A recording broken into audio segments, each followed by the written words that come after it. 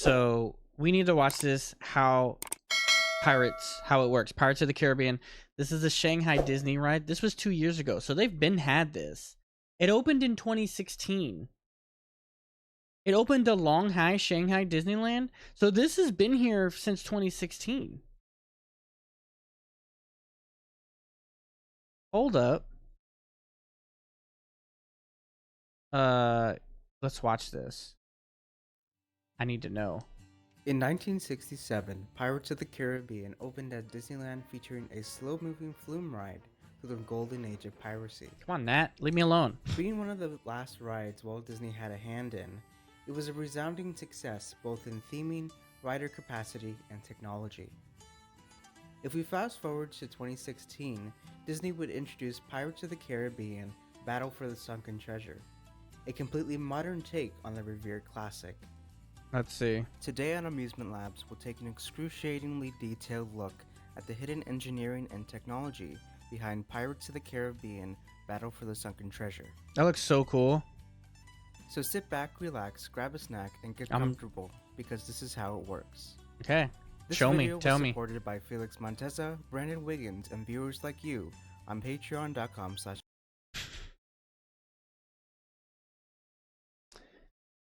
Tell me he did not say, and viewers like you.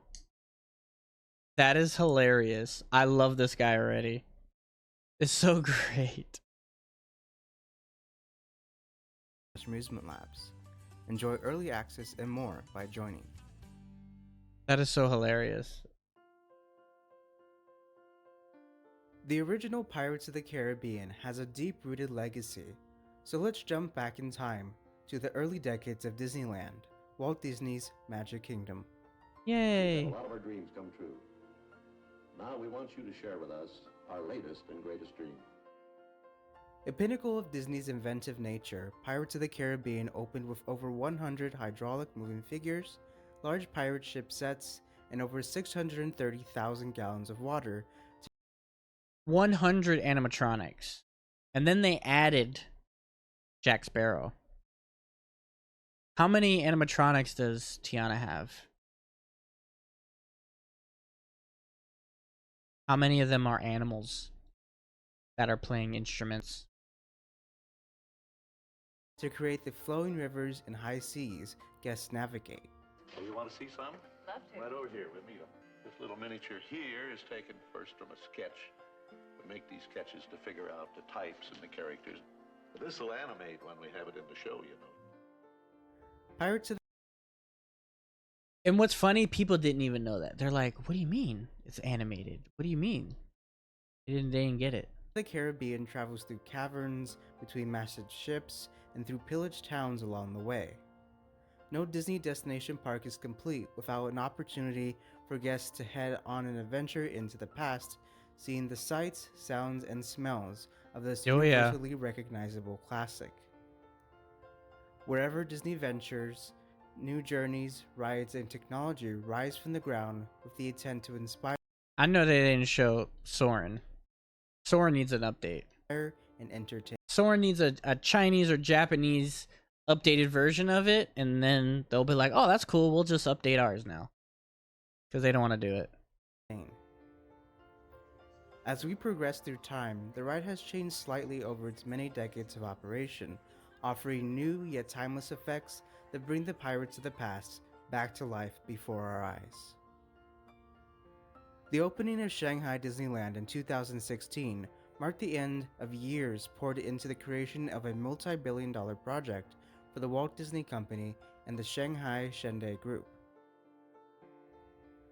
Opening with a breathtaking castle and intricately detailed lands, Shanghai Disneyland is a look at Disney's modern creative abilities. Wait, why'd No they ride at show? the They park have is a better Tron example in of this Shanghai? than I Pirates thought of the that was Caribbean, I thought that was Battle for the Tokyo. Sunken Treasure. During early development of the park, it was clear a simple copy of Pirates of the Caribbean would not satisfy what modern guests demanded. No. Wanting only the best for the new park, some rides went in a completely different creative direction. Yes. But as with Pirates, the Imagineers realized the treasure trove of ideas the ride sat on. It was soon decided that the new attraction Look at should that. focus on the modern and more recognizable Pirates of the Caribbean movie franchise, more prominently featuring Johnny Depp's Jack Sparrow. Oh, This ride would that was be a dope. completely modernized offering, using new groundbreaking technology, dropping riders right into the film franchise while paying homage to the original.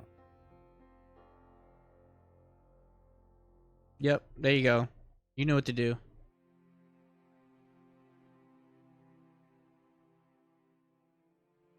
That was crazy.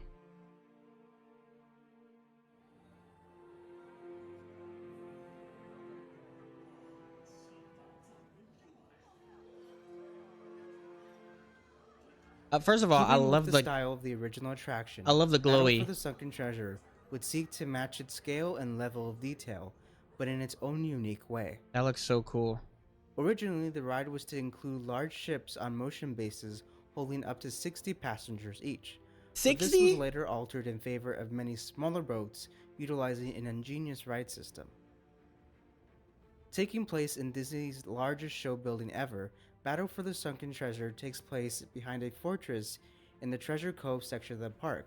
Look at this. At around 200,000 square feet, the building contains the ride and its Blue Bayou style counterpart restaurant. Ooh. Surrounded by a tropical ambiance, the ride Oh, and sits you can as get the wet right there. centerpiece That's of this dope. harbor, home to our infamous pirates. Just after being approved, the development team set out to create a prototype of the ride system in Glendale, California, and later tested some of the preliminary scenes on it as well. To understand the ride's mechanics, we'll start with the boat itself. Seating up to 30 guests at a time, these large boats primarily float in 30. the waters of the flume. 30 people. How can you picture that? What's the biggest ride that fits the biggest people right now at like Disney World? Or even Disneyland or California Adventure? I'm trying to think. Is it still like it's like usually you can fit like 3 or 4 people in a boat, right? Soarin', you're right, but that's I'm trying to think more of like boaty, you know? Because definitely roller coasters, you're not gonna do that. And I guess Soarin' would be a little bit different. I do know that in Pandora, Flight of Passage, it fits like 16 people in your group, but the thing is that screen is playing with other people at the same time and you don't realize it. So everyone, there's people above you, there's other people on the side of you, there's people below you. There's like probably 70 people probably that's watching the one screen. But Pirates has 6 seats, so you could fit 3 or 4 people, but yeah. So yeah, that as far as like, yeah, I would say yeah, maybe 18. Avatar's a little different, but as far as boat, yeah, that's probably right. There's not many boat rides, let's be honest, you know, but it really is all about you know, fitting as many people as you can. What about Star Tours? Small World? The 3 Gabriel, yeah, Grand Fiesta Tour. I feel like you can only fit 4 people though. 4, 8, 12, 6, about 16 to 20 people. So I would say anywhere 16 to 20 people, maybe. 30 people, that's insane. And they each have their own seat too. That's the other thing. They each have their own seat. 1, 2, 3, 4. Wait, there's 5. 5, 10, 15, 20. It's longer boat. So it's 5 seats, but they have 6 rows. So that's how you could fit 30 people. That's insane.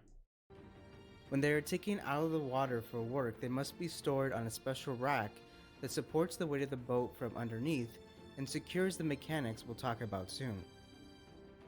While in That's a service, beast each of a boat boat. comes out of the water to load and unload riders. To move the boats when doing this, there are motorized conveyor belts lining the sides of the path Right. that slide the boat forward and up out of the water.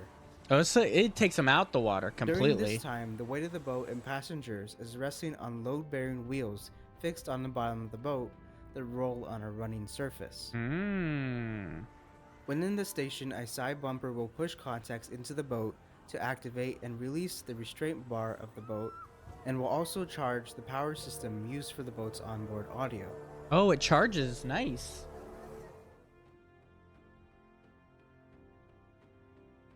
How long If is this this is your video? first time watching 20 one of our minutes. videos, we like to do something a bit special with explaining each of these rides. So to help aid our explanation, we present to you a physical model of Battle for the Sunken Treasure's ride system. Nice. They 3D In printed the past, this? we've used standard 3D printers for our models, but this time, thanks to the support of patrons, we've employed the help of a new Voxelab Proxima MSLA industry-grade resin 3D printer. This is It brilliant. works by using a monochrome LCD to expose a specific layer of photopolymer resin to an illuminated cross-section of our model. That's It crazy. then progressively cures layers onto previous ones, which build up the model over time at extremely fine resolutions. That's Now sick. through the end of the month, new park member patrons will get access to the full model files to print out and enjoy. That is dope. patreon.com/amusementlabs for more That details. is dope. This guy knows what he's doing. Let me see. 104. This guy knows what he's doing. I'm already liking it. This is awesome. With the design of this new ride system, this is where the similarities to the original attraction end. Yeah, get him Battle for out. the Sunken Treasure does not rely on the gradual flow of water to move riders through scenes like the original. Leaning on the franchise, Imagineers wanted to make the ride less passive by animating scenes around riders that relied That's on dope. controlled movements. But before you predict how it works, the boat does not have a motor in the back. No motor. Located Tiki fan. underneath the boat are two large rotational bearings that connect the boat to a rotating mechanical tug or bar that's shaped like a triangle. Okay. In this setup, the triangle leaves the bearing and comes to a point below the surface of the water. This mechanical tug is also allowed to rotate slightly downward to reach the lower mechanics of the ride system. As the Interesting. name suggests, these mechanical tugs need to be towed by another module or assembly. Far below the surface of the water, a wheel assembly connects to each of the boat's two mechanical tugs. These wheel assemblies meet the tugs at the end and connect through a universal joint on top of the wheel assembly, allowing for a versatile and sturdy connection. The wheel assemblies themselves are made up of a central body and two types of wheels serving different functions. Starting This is in the pretty middle, dope. the wheel assembly rolls on what are called road wheels that carry the bulk of the weight. On each assembly, there are 4 of these wheels, 2 on each side of the assembly body.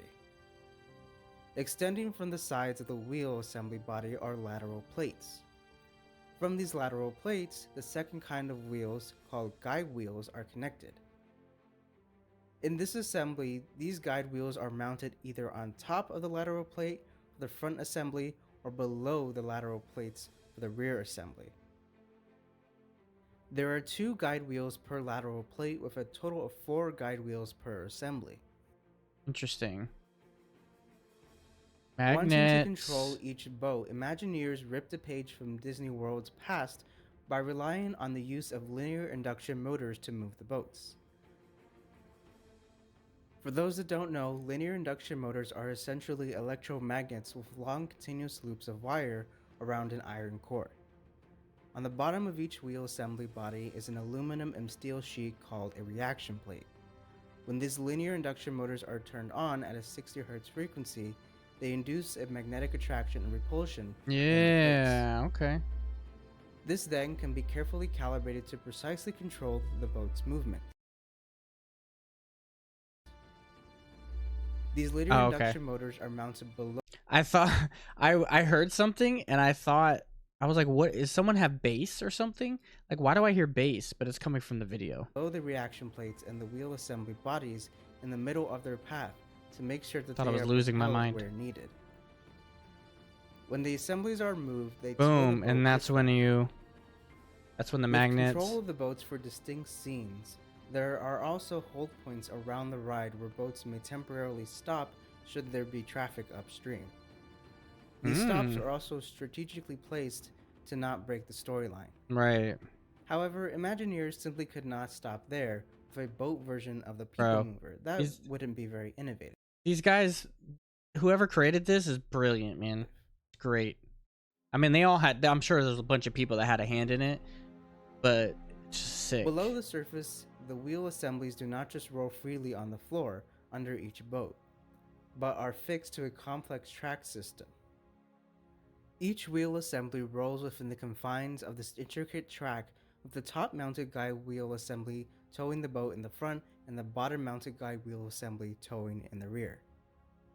The road wheels of the assembly roll on the flat surface on opposite sides of the linear induction motors in the middle of the track.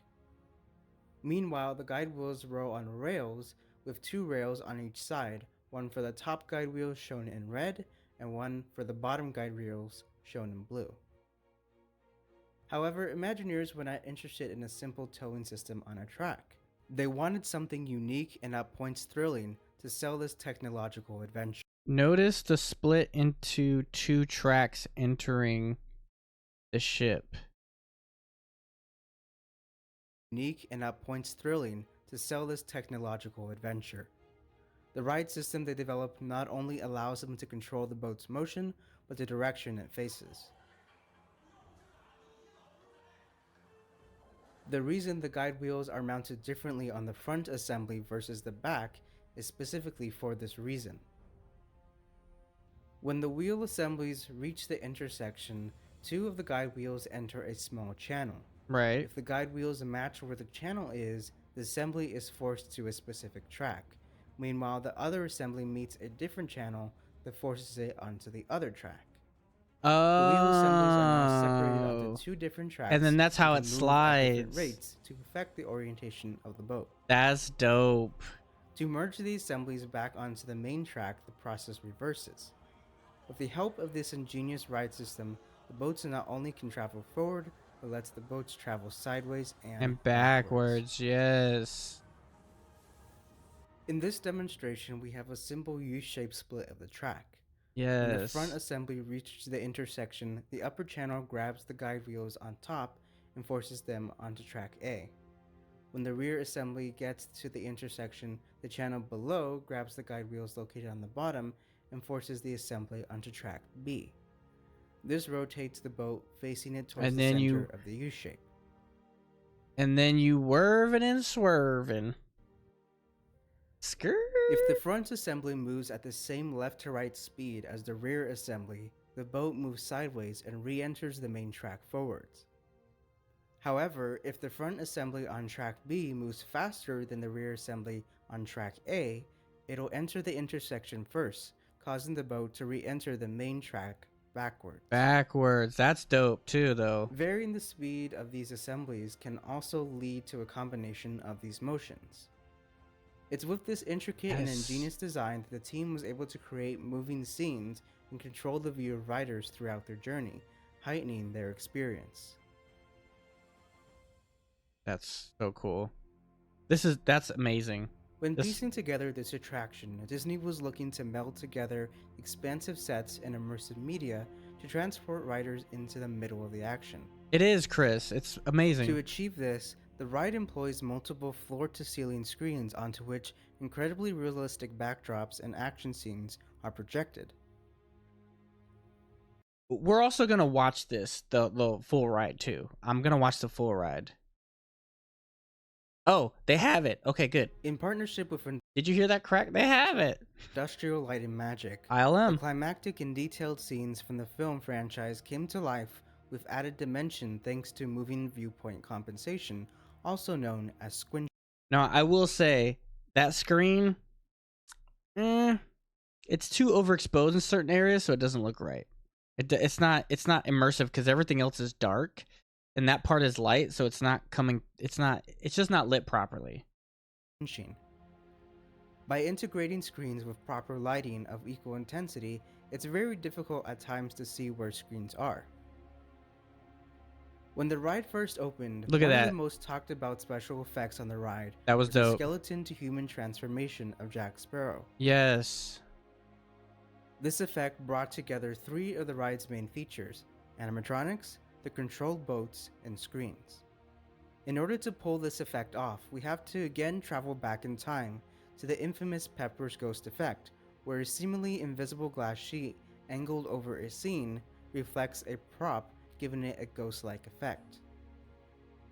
In this effect, the design team has taken advantage of the rider's straightforward view of a wrecked ship by positioning the boat's travel parallel to the ship. Hidden within the sail ropes is a tightly stretched film that is reflecting a prop or a screen that lays flat on the floor. Okay. A skeleton is shown reflecting off the film and seemingly into the ship steering the wreck. With a sparkling projected transition, the skeleton disappears and a well-articulated Jack Sparrow animatronic, hiding in the dark the whole time, is illuminated, taking place of the skeleton. That's amazing. For this effect, timing is important, as if riders stop short or the effect started late, the transition would be ruined, making it obvious that the skeleton was simply not actually there. He said all that. I still don't know how they do it. I would have to listen to that probably 5 times before I actually got and had to look up what all those words mean that he said. I still don't know, but it's amazing. It's amazing. Because the ride is less of a trip through a general pirate ride, more of the movie-specific characters make an appearance in the ride. Unlike its original Pirates of the Caribbean counterparts, Battle for the Sunken Treasure actually only features 4 animatronics spaced through the ride. Only Each 4. figure is a well-articulated figure featuring different articulation methods. Okay. Let's put that in perspective. There's only 4 animatronics, right? Yet they have other things that they did to this ride to make it amazing. And I can't wait to watch this just to see how it... I'm sure it's... Oh my... Only 4, and they did this with... Okay. However, here's a fun little fact. While the ride features 4 animatronics, only 3 of them are full-bodied. The Mecha's figure is the only one, being only a figure of his upper torso. During the ride, you'll see each figure starting and ending with Jack Sparrow steering the wreck through a materializing There's 4 animatronics. 2 of them are Jack Sparrow. effect, and at the end, with a disappearing bounty. Yes, let's ride it out. Now that we understand the technology, Let's hop do it. aboard to see it in action. Let's do it. Splashing back down into the water, we set sail past the indoor restaurant, heading into our first cavern past an Listen, homage to I want the original attraction's I want jail the cell scene. full view though. We now Wait. approach the skeleton to life Oh. transformation. I was gonna say 4 animatronics. That means 4 moving. They can have other props there that don't move. So I get 4 animatronics. Okay, And makes our sense. boat begins to slide sideways, now moving backwards. The track splits, pointing the boat towards a floor-to-ceiling screen, sending us underwater. The tracks merge back together, and the boat is now traveling forward into the depths of the sea after the Sunken Treasure. Look at that. That's the Kraken. Passing through the treasure, Mecha sends us through to Davy Jones, complete with an organ and large window screen. We leave the ship and That's resurface, really good with looking. the track splitting again, sending us sideways for a longer view of the enormous screen. Here we go. Going up. As an all-out battle takes place around us, the tracks merge back together for a brief travel between the ships before splitting again. We drift backwards into the damaged ship before rotating counterclockwise to see Jack Sparrow sword fighting Davy Jones. Boom. The track rejoins the assemblies before taking us backwards up a small lift, and as water fills the ship, we drop backwards on those load-bearing wheels. Ooh, a backwards dip. We splash backwards, and the track splits and reconnects one last time to let the boat rotate back to traveling forward. We then see Jack enjoying some trick treasure before the wine and table flip around to show a black side, making it seem as if they've disappeared.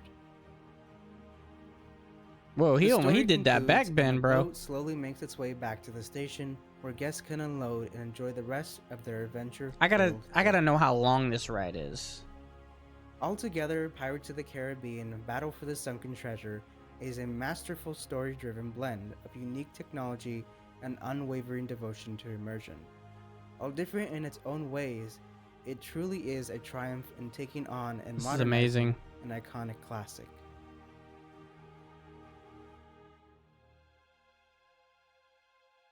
And so our journey comes to an end. We've explored the technology, engineering, and innovation behind Pirates of the Caribbean Battle for the Sunken Treasure, a truly amazing take on a legendary classic. That is Which Pirates of the Caribbean ride do you think is better? If you liked this video, please subscribe and this was an awesome video. Let me just say. I need to see, does someone have a full ride view of this? I want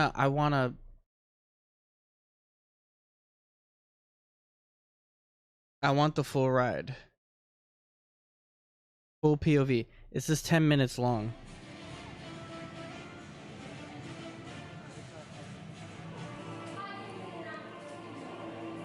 LMG vids. Did he take some stuff from him? Is that why? Or it's the same, it's probably his channel too.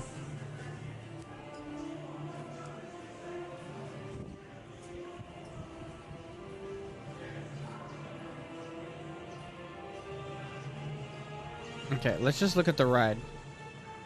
Let's just go to the ride. No disrespect.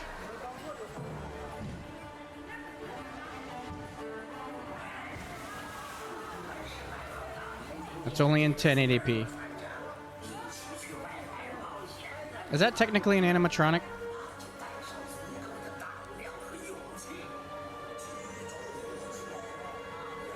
So it's probably like a 8-minute ride then, maybe? At least? 7-minute ride? Still long.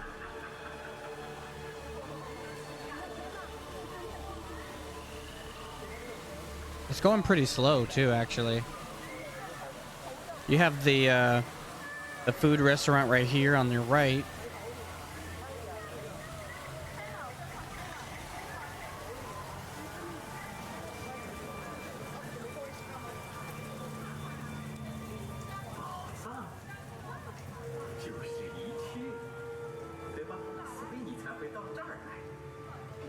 They don't move, so they're not animatronics, so they don't count.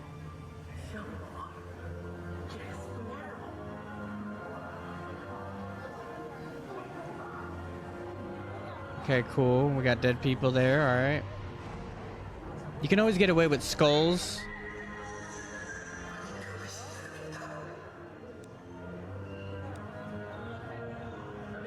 That is funny, though, that they're still in the same position. They're still in the same position that they were in the other spots. They're just skeletons. It's pretty funny.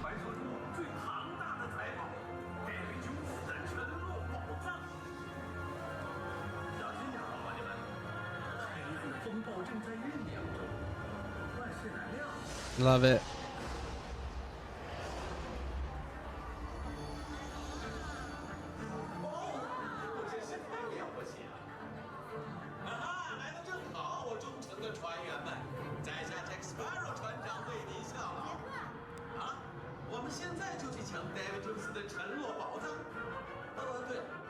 That was dope. I love that.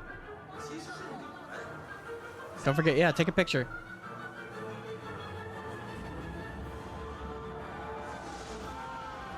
Boom. I wonder what he said.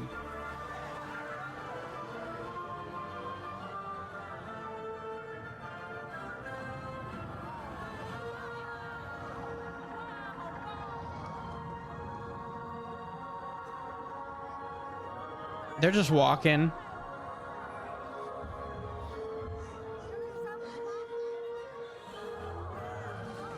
Wake up, guy.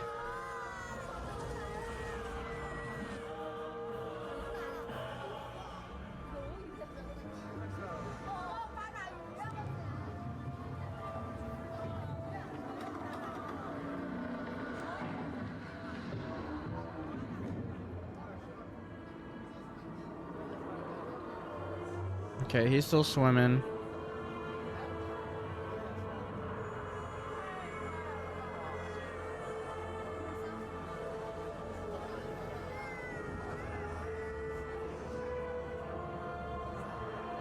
Okay, pretty dope. You got a baby crying. Love it.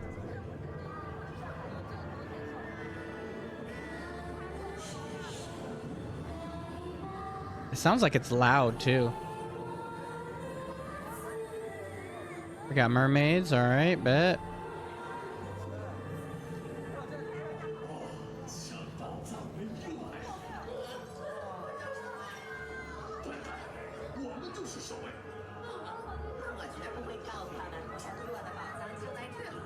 We got the gold. All right. Let's speed it up a little bit.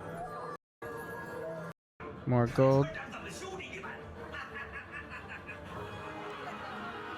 He said we're doomed somehow.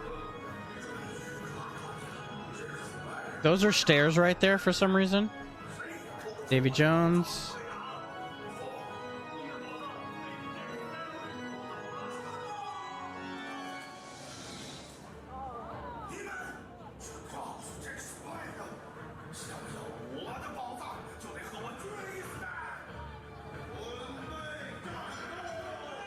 He sounds pissed.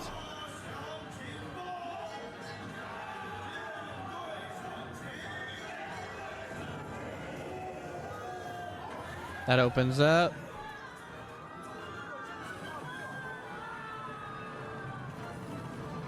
He said we're going to get Jack Sparrow now. Let's everyone go.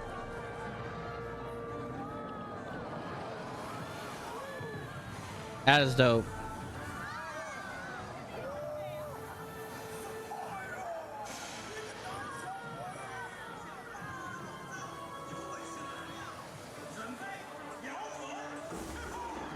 Okay, cool. That was dope how the forced perspective made you look at that, and then now you turn and then you're in there, you know? Oh. It went down.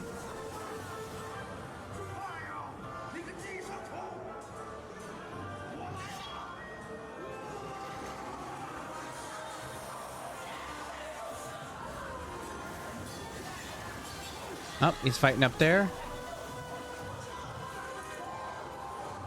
This is a dope ride.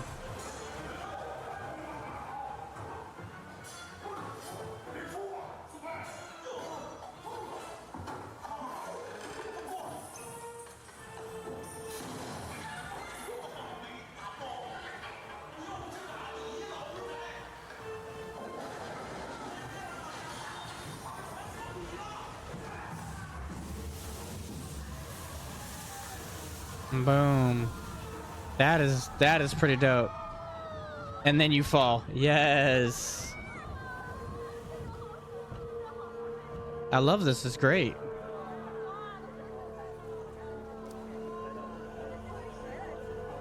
That was great.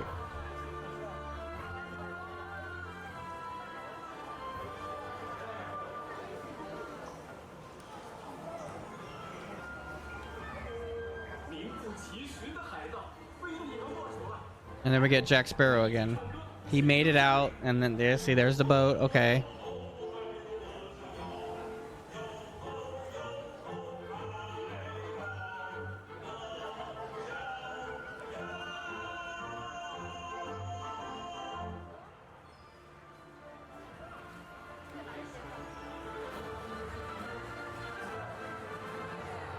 And play that music, you get hyped.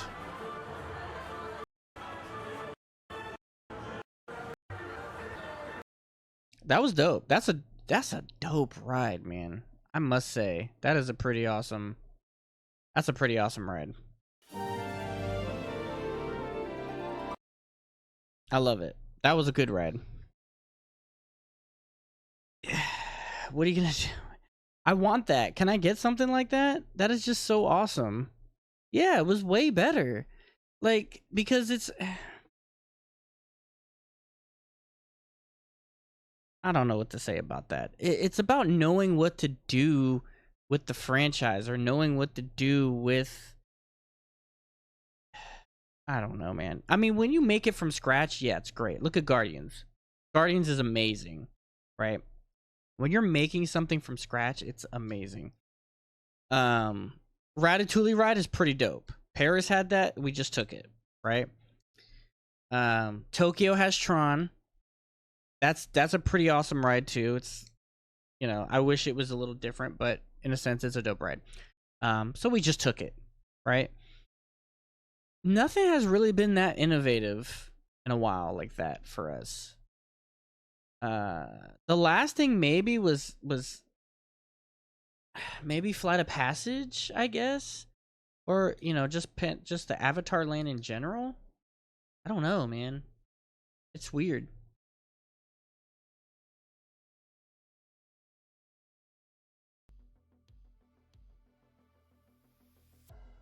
It's weird. I don't know. But that's a dope ride. It has to be a dope ride. It's amazing. I'm sorry. Guardians was pretty innovative. That's what I'm saying. Guardians was innovative. And it's not like that wasn't done before. It's not like roller coasters that had like, you know, like look at that Goofy. They have the Goofy ride, right? At California Adventure. Is that a California Adventure? Yeah, the one where you start at the top. It's like a rat. Every time I look at it, I always think of, because I've seen an old fair that had the same ride and it was called like Rat Race or something. So I always picture it with a rat. But yeah, you put the thing up there and it kind of turns and it spins and all that stuff. So there have been kind of those type of coasters before, but nothing to the extent that, you know, they just took a little something that was small and expanded it a lot, which was dope. But yeah, nothing has really been as innovative like that anymore, you know? Remember when they did inverted roller coasters? Remember that was like back then when the Montu came out? That was, everyone was like, "Oh my god, what is going on?" You know what I mean? So, but that's a dope ride. I want it. I want something like that for Avatar. That would be just amazing for Disneyland. I'm jealous now because I want that. So yeah, there you go. There it is.